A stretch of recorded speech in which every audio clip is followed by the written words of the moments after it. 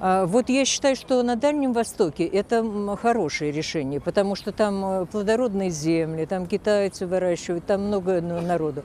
А к нам это неприемлемо, потому что у нас очень бедная земля. И потом вот представьте себе тут оленеводство, и вдруг это загородки пошли. Кто-то понахватают по этому гектару, а там никаких урожаев нету, земля очень бедная. Вот поэтому я категорически против. Как она, вот пусть она будет такая, как просторы, чтобы они переходили. Вот я еще раз говорю, что в СТО не пускают там оленей через СТО. И это очень плохо для и оленей, и оленеводов. Они же тут очень бедная все-таки растительность и вот это вот.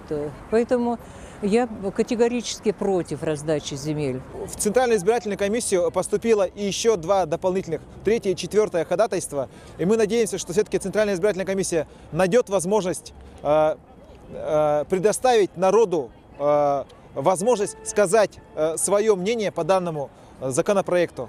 Мы считаем, что этот законопроект абсолютно не подходит для нашей республики. И во-вторых, мы считаем, что законопроект принимается очень большими скоростном темпе и без широкого нормального обсуждения.